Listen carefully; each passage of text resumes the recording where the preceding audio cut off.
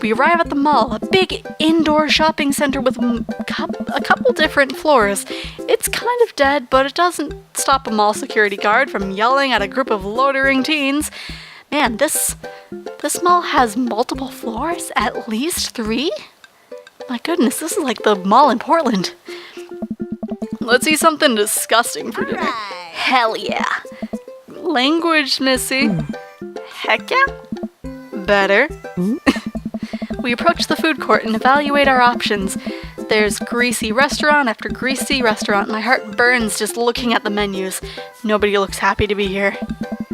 What are you in the mood for? Bread dipped in sugar, bread with cheese on it, or do you just want me to inject some fat directly into your bloodstream? I extend my hand to her. Would you do me the honor of sharing some nachos? She takes my hand with a grin. It would make me the happiest, cheesiest girl alive. We order a giant pile of chips and unnaturally orange cheese from a very unenthusiastic and possibly stoned teenager. We take a seat at the rickety table and dig in. These are bad. These are very bad. But also strangely delicious. We have to eat through the pain. We enjoy the fluorescent, cheesy goodness together until we're all out of nachos. So, something's been bothering me for a while. Can you explain memes to me? Oh boy. Oh boy. Which meme? All memes. Dad. All of the memes. Amanda sighs deeply and places her head in her hands. Dad, it's complicated. See, memes are inside jokes shared by a bunch of people that get less funny the more people do it. So the problem is that by the time a meme gets to you, Dad, all us youths have already done the joke to death. Ugh. And what's worse than that is that movies and TV and video games try to jump in on a meme train, but just based on how long it takes to make them, the meme will be long dead by the time it comes out, so it just dates it and it isn't funny. Oh shit, what up? Wow. How long ago was that, boy? Oh. Dad, please. Anyway, changing the subject. Where to now? Want to go to that goth store? What?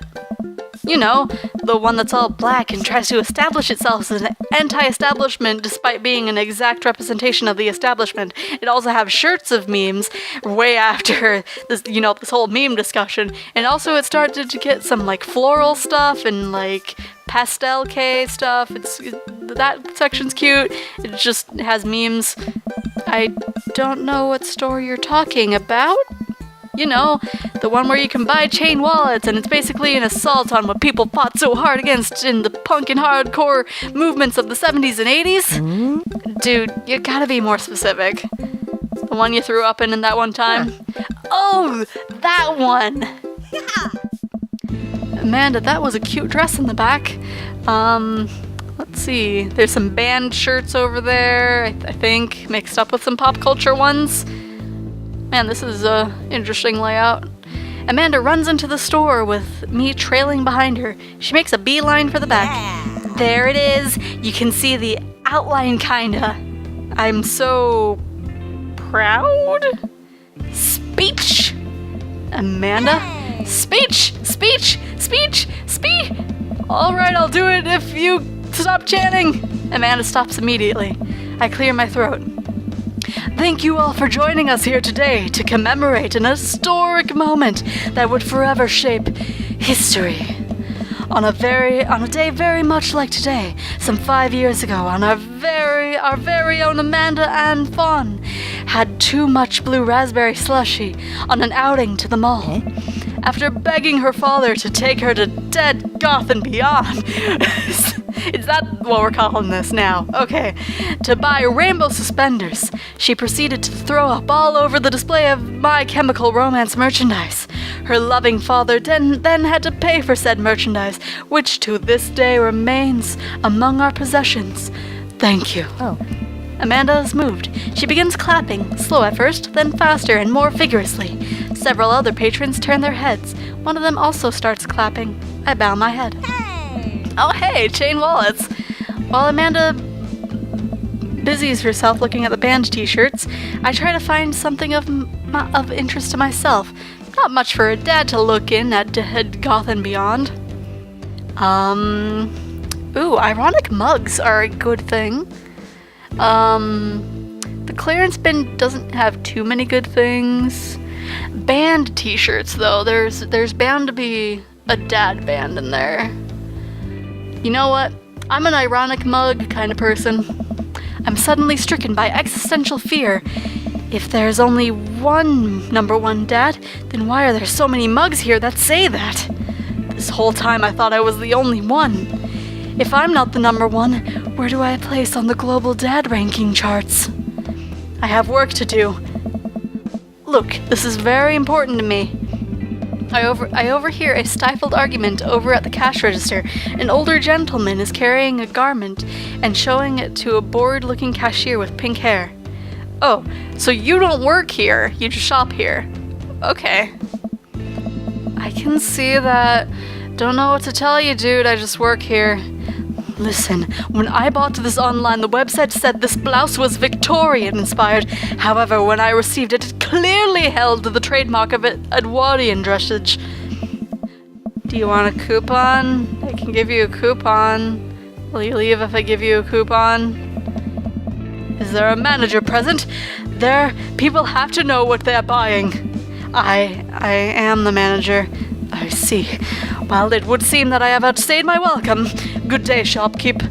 Your superiors will receive a strongly worded letter by post. Whatever, dude. The man whirls around and storms out, his literal coattails trailing behind him. I can't tell if they're Victorian-inspired or Edwardian in nature.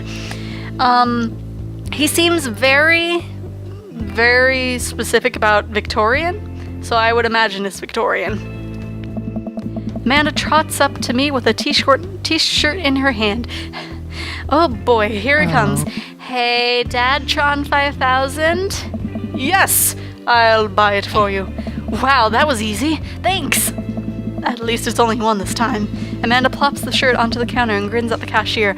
But you're not taking advantage of the sale that they always have where you buy one, get one half off. Or was it 20% off? I don't know, it's a sale that they always have. I love your hair. The cashier says nothing and rings Amanda up, radiating hatred. I hand her a 20. So what was that guy's deal? The cashier rolls her eyes so hard I'm worried she'll pull something. That's Damien. He's here all the time. He's obsessed with Victorian fashion or whatever. She hands Amanda her bag and it's clear the conversation is over. We make our way out of the store and head home to get some rest. Amanda and I sit on the couch, trying to find something to watch over bowls of ice cream. Oh cool! Long Haul Paranormal Ice Road Ghost Truckers is on. Your favorite, right? That does seem like a thing that Dad would like. Oh hell yes! They have to make it over the Canadian tundra before the ice road melts, but also they're hunting ghosts. Not gonna lie, I would at least check that show out. Huh. Also, the trucks are haunted. This is an episode I've already seen, but it's one of the best. Callium and Flint Dogbone, the two brother truck driving and ghost hunting duo, find themselves in the greatest peril yet. Oh no! The ghost done got control of the truck! I can't steer on them here damn roads! Ice roads! Let me use this EVP meter and try and communicate with the spirits. Flint, we're about to die! Almost got it. If you listen carefully, it sounds like it's saying you're going to die. That's because we're about to die, you... This is art. The episode ends and Amanda excuses herself to go and start arguments on the internet. I stay up a little longer, curious about the exploits of Callium and Flint Dogbone after their disastrous ice road accident. Afterward, I crawl into bed and get a good night's sleep. I want to see fan art of that show. Morning, sleepyhead. 5 more minutes. You have never, ever let me have 5 more minutes, so get up. Fine. We have cereal for breakfast and spend the morning putting together furniture. Amanda is much better at interpreting the tiny manuals. We're able to put together a few shelves and one desk, but I'm pretty sure it was supposed to be a bookcase. So, you excited for the cookout today? Oh, it's already Saturday? Excited to beef up my grilling skills. I have to have my dad puns. But honestly, if there's food, I'm excited. That's me. But beef up my grilling skills. I'll see this as a learning opportunity. If I can snake some hot grill tips, I think we can consider it a success. Don't you want to meet some people in the neighborhood? I'll probably end up standing uncomfortably in the corner with a plate of food and hope that nobody talks to me. That is me. This dad. How is this dad so much like me? Like, so much. Except for the memes. I get memes. Dad, you're a beautiful work in progress. We will get that butterfly to emerge from the cocoon. The social butterfly. Well, we better start getting ready. We definitely don't want to be late. What? No, we have to be fashionably late.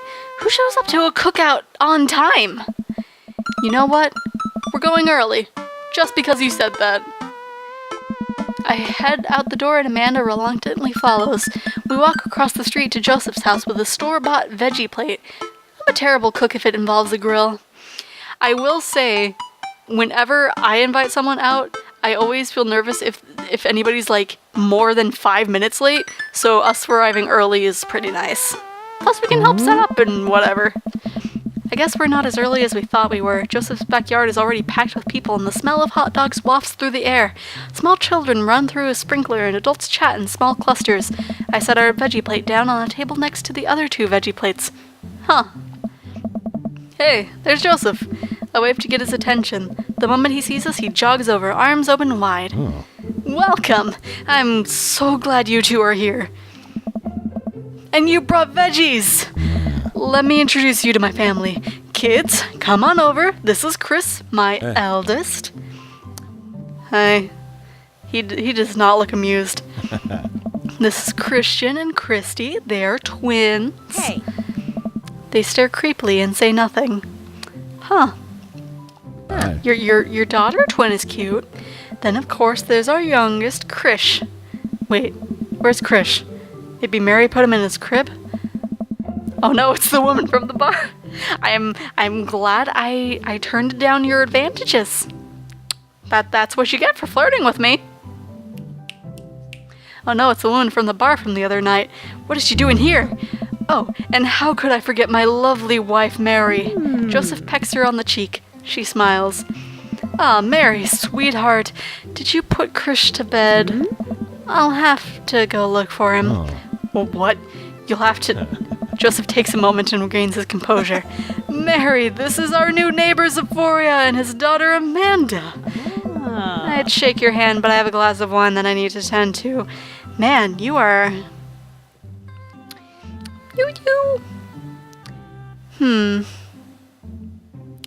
Anyway, I love her. Nice to, meet you, Mary. For the first time. Charmed. Well, I have to go over there now. Mary leaves. Oh god, this is so awkward. I wonder if Joseph knows. I wonder if Mary knows that Joseph knows. I wonder if Joseph knows that Mary knows that I know. It takes all my energy not to run away from the barbecue and start fresh in a new city. Man, Joseph, you are creating so much, like, anxiety in me. Like, I am probably not gonna go for you on this playthrough. I might have to for, like, a true ending or something. I don't know. My wife has a wonderful sense of humor, but please, you two enjoy the barbecue. All the guys are really excited to meet you. Wow, I think I've actually met somebody else. I think I've actually met everybody else. Great! I bet you're excited to get to know everyone better. I hope you both enjoy yourselves. Is he gonna, like, come back again? Okay. Amanda and I mill around and try some of the food spreads out on the table. I pick some of the deviled eggs. Nice choice! I personally steal all of them. Amanda grabs a small paper plate and immediately begins piling it with baked goods. Also good. Ugh, I don't want to have to make friends. Come on, Dad. Who are you gonna party with when I go off to school? But I don't want to have to do pleasantries. Dad. They're gonna talk about weather. Ugh. Go do it. Make a friend. But how could I possibly abandon my only child at a social function? That's bad parenting. Yeah. This plate of cookies is my new dad. Bye. Amanda shoves me into the center of the yard. Well, here goes nothing. I look around the party and I'm surprised to see some familiar faces. Isn't that the barista from the Coffee Spoon? Didn't I meet that guy at the bar and almost do it with him? Didn't that guy throw a frisbee at my head? Isn't that the guy who was throwing a fit in Dead Goth and Beyond? Isn't that Amanda's teacher? Hey, I know Craig. But wait a sec. All these people live in our cul-de-sac? That can't be right. I'd better investigate. Ooh, they are paired up. You know what? I like this duo.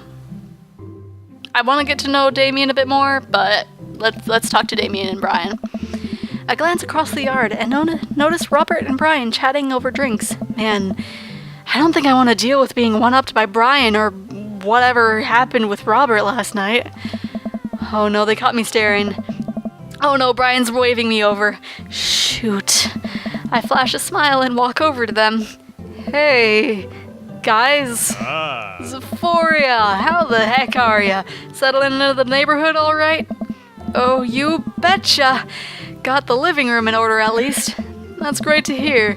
You've been doing some living room work as well. Or I've been doing some living room work as well. Finally got the 50-inch in there. The game looks great in high def. Oh boy. Xephoria, have you met Robert yet? Yeah, we've met. Robert regards me over his whiskey. Good seeing you again. We were just talking about your most recent camping, or my most recent camping trip. Spent a night out in the woods with Daisy and Maxwell. She's definitely an outdoorsy one. Even caught her first fish. It's good to see you taking your daughter out like that. I bet she loved it. And it's great that she loves the outdoors. Mine loves being inside. Kinda like me. Well... Brian raises an eyebrow at me. Being inside making art. She won a local competition for that art. Yep. Did I put it on too strongly? Robert stares at me blankly for a second. Anyway, I haven't gone camping in years.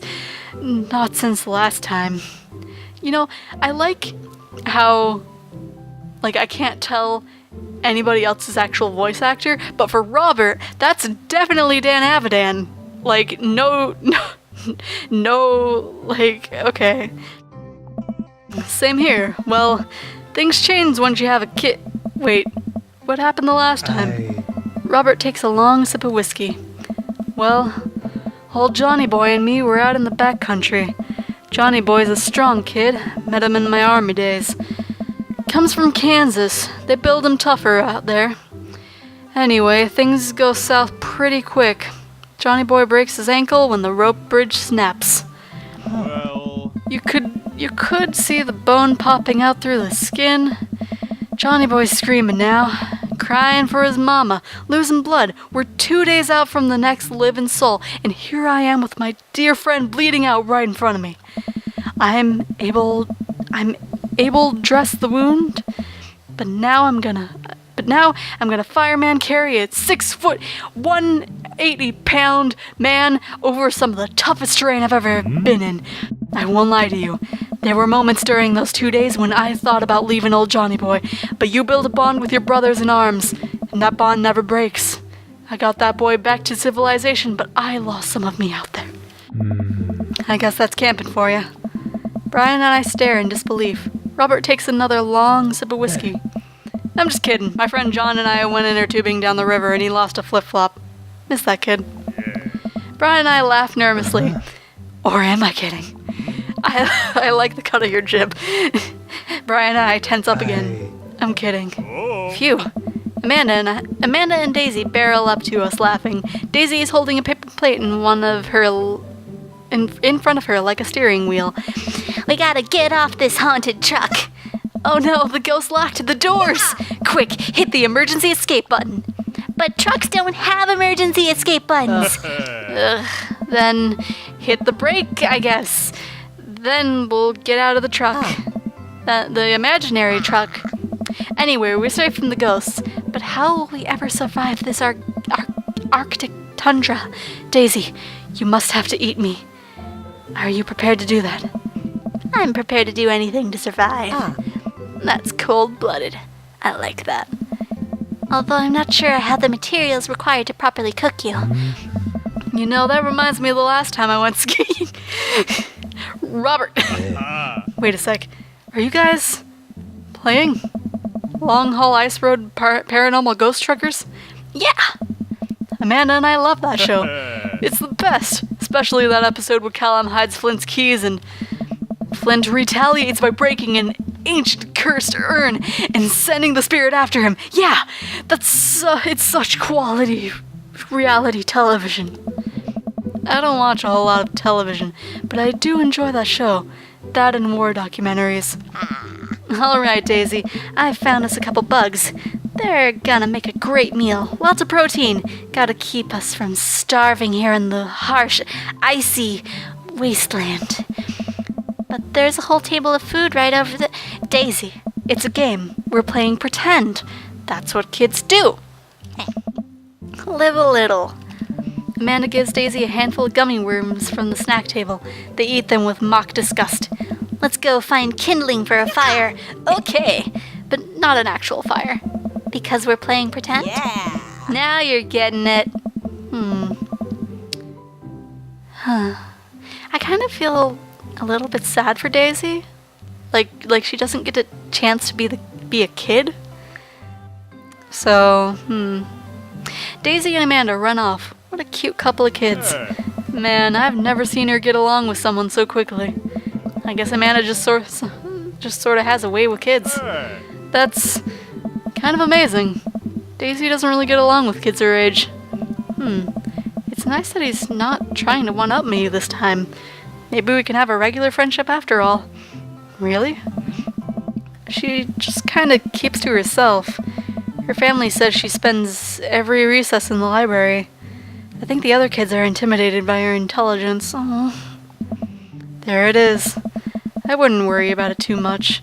Amanda was shy at Daisy's age too. She used to have a habit of crawling under tables and crying every time we took her to a restaurant. She bit people too. Oh, kids, right? Gotta love them. You're required to by law. I hear that. Well, since they're getting along so well, maybe we should try to put together a little play day for them. They do seem to get along really well, but the thought of continually hearing about all Brian's accomplishments is rough. Yeah, that'd be nice. Well, I don't want to take up too much of your time. Go meet some of the other fellas. I wanted to talk more to... Anyway...